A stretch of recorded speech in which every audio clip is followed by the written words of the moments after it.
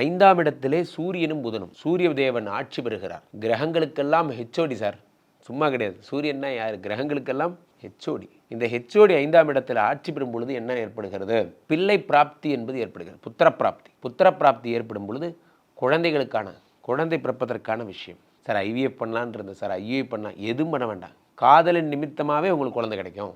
காதலின் நிமித்தமாகவே குழந்தை கிடைக்கும். நீங்கள் ரொம்ப கஷ்டப்பட மருத்துவ செலவுகள்லாம் எதுவுமே தேவையில்லை. சொத்து சம்மந்தப்பட்ட விஷயங்கள் எல்லாம் தன்னால் கிடைக்கும்.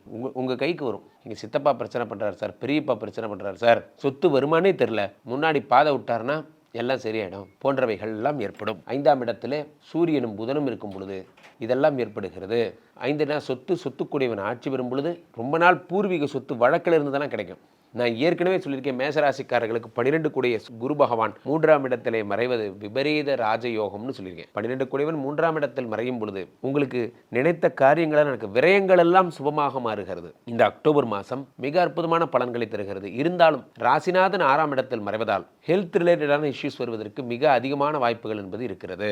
ஹெல்த் ரிலேட்டடான issues you need to be most careful. இந்த ஹெல்த் ரிலேட்டடான இஷ்யூஸ் வரும் பொழுது ரத்தம் சம்மந்தப்பட்ட பிரச்சனை தான் தருவார் செவ்வாய். அப்போ பிபி, சுகர், அதே மாதிரி இந்த ரத்த சோகை அனிமிக்குன்னு சொல்கிறோம் பாருங்க, இந்த வியாதிகள்லாம் வருவதற்கு மிக அதிகமான சான்சஸ் இருக்குது. ரொம்ப ஜாக்கிரதையாக இருக்க வேண்டும்.